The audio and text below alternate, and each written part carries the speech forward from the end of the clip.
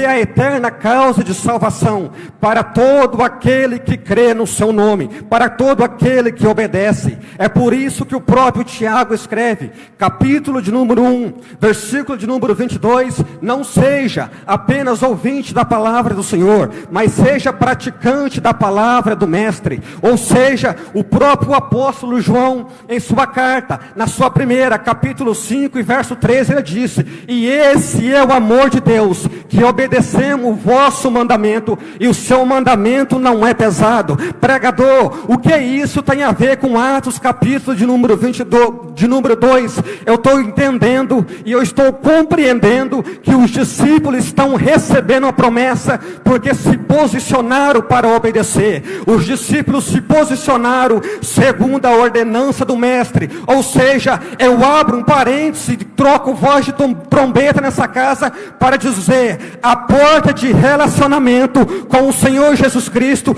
ainda é a obediência da sua palavra. A porta de relacionamento para receber a promessa do Mestre ainda é a obediência da sua palavra. E é por isso que Lucas é um escritor detalhista, e ele começa dizendo: cumprindo-se o dia de Pentecoste, estava todos reunidos. Sabe o que Lucas estava dizendo? Ele estava reunido porque obedeceram ao Senhor. Eles estavam reunidos porque obedeceram a voz do Mestre. Aí Lucas vai dizendo: só que de repente veio do céu. Por que Lucas faz questão de narrar veio do céu? A pergunta é essa, e a resposta também é porque Lucas está dizendo para mim e para você que pessoas como os discípulos que obedecem a voz do Mestre, existe coisa do céu vindo para a vida dele. É por isso que ele vai começar a dizer: estava todos reunidos e de repente veio do céu. Para quem obedece tem coisa do céu. Para quem obedece a palavra do Senhor tem coisa do céu.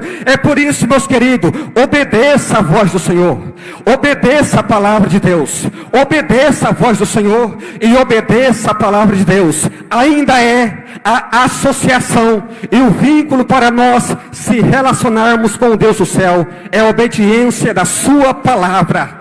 Quem crê, diga glória a Deus. Aleluia.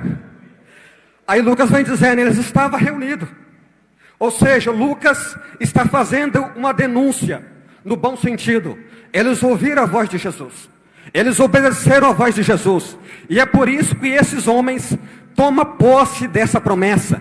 Não existe cumprimento da promessa de Deus sobre a vida daquele que não quer obedecer àquele que fez a promessa. Ou seja, Lucas está dizendo: eles receberam do céu porque obedeceram àquele que veio do céu. Eles receberam aquilo que veio do céu porque obedeceram a voz do nosso Mestre. Louvado seja o nome de Jesus.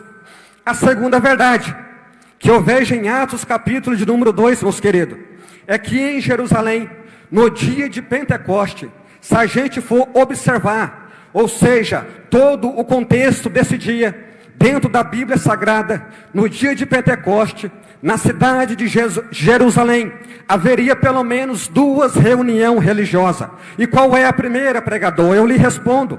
Em Números, Deus dá uma ordenância para Moisés, dizendo que o povo viesse a cumprir e se estabelecer festa chamada Festa da Semana. Isso já era uma ordem do Senhor. E essa festa chamada Festa da Semana se pendurou por muito tempo dentro da casa de Israel. Ou seja, nos dias de Jesus, as 2 grandes festas que era comemorada pelo seu povo ainda era a festa da Páscoa e a festa do Pentecoste. A palavra Pentecoste vem do grego, porque o idioma grego tomou conta daquela época, que significa 50º dia após. Ou seja, a palavra Pentecoste está dizendo uma festa que é realizada 50 dias depois da Páscoa. Então eu começo a entender e eu começo a compreender que se essa tradição se pendurava dentro de Jerusalém até naquele dia, no dia de Pentecoste, nessa cidade, estava havendo uma primeira reunião no templo. Por quê?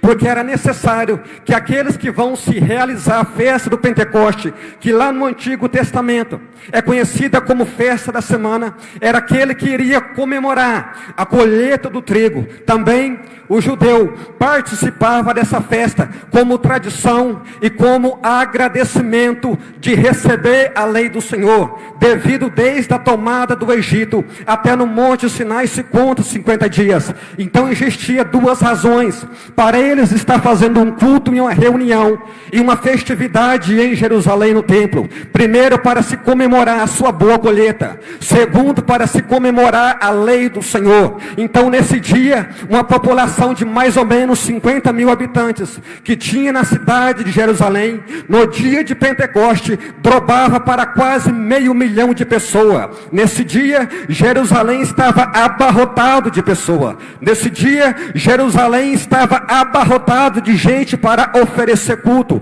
O culto começava cedo, começava mais ou menos às 7 da manhã, das 7 às 9 da manhã, e se pendurava até às 6 da tarde. Nesse dia, o grande templo do imperador Herodes estava tendo um grande culto. O sacerdote estava oferecendo o seu sacrifício, queimando o seu incensário. Todas as pessoas vinham de todas as regiões para se comemorar a sua colheita e o dia que receberam a lei do Senhor. Nesse dia havia um alvoroço no templo. Nesse dia havia um culto no templo do Senhor. O sacerdote estava queimando o seu incensário, o irmão ou a irmã estava oferecendo o seu sacrifício, cada um estava levando o seu carneiro para ser queimado, cada um estava levando a sua farinha, quem sabe lá até mesmo o seu azeite, como sacrifício e como oferenda ao Senhor. E Lucas começa dizendo, e de repente, no dia de Pentecoste, isso acontece no dia de Pentecoste,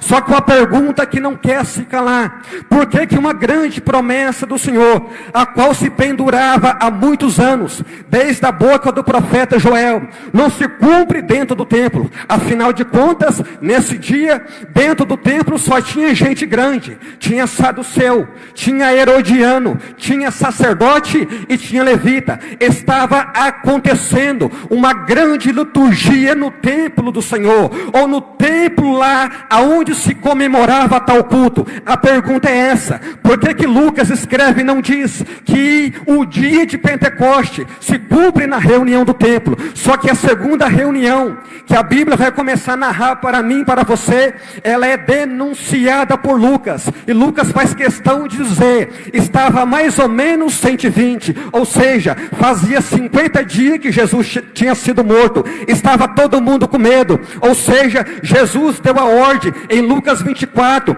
fica em Jerusalém. Era mais ou menos 500 pessoas, mas o cansaço da oração durante 10 dias consecutivos fez que aproximadamente 380 pessoas desistissem. Aí Lucas começa a dizer, nesse dia estava acontecendo uma reunião anônima, nesse dia estava acontecendo uma reunião com aproximadamente 120 pessoas, e eles estavam trancados dentro de uma casa, porque eles estavam com medo. Agora a pergunta que eu te faço e você responde para si mesmo: por que que esse dia tão espetacular, por que que essa promessa tão gigantesca não se cumpre na vida do sacerdote, não se cumpre dentro da esfera geográfica do templo do Senhor? Eu lhe respondo, meu querido, é porque Deus não conseguiu achar dentro do templo aquele que ele conseguiu achar dentro da casa. Deus não conseguiu achar dentro do templo corações que tinham dentro da casa. Aí Lucas vem dizendo,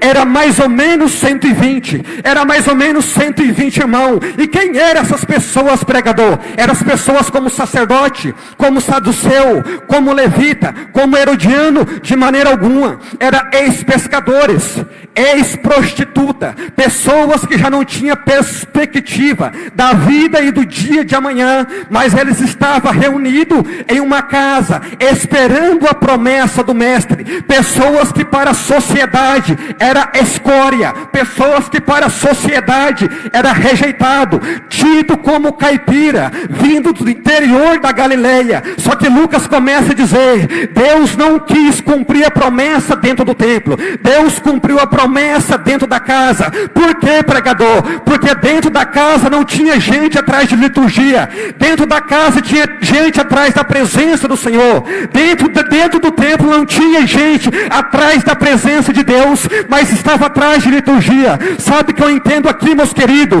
Deus não é atraído por liturgia, Deus é atraído por quem quer a sua presença. Deus não é atraído por status, amados, Deus é atraído por quem quer a sua presença. Deus não é atraído por título, Deus é atraído por quem quer a sua presença. Aí Lucas começa a dizer, de repente estava eles reunidos, e veio do céu. Da onde, Lucas? Veio do céu um vento veemente impetuoso. E por que essa grande promessa se cumpre na casa? É porque Deus conseguiu achar dentro da casa coração sincero, coração leigo, coração humilde, e pessoas que não sabiam do amanhã, mas estavam dizendo, vem Senhor que eu quero a tua presença, vem Senhor que eu quero o teu Espírito, vem Senhor que eu quero a tua presença, e vem Senhor que eu quero o teu Espírito. Aleluia. Deus não é atraído por aparência, Deus é atraído por corações que querem a tua presença. Aleluia. Esse texto me cabula. Por que Deus não vai dentro do templo e visita o templo? É porque Deus olha e Ele diz, espera aí,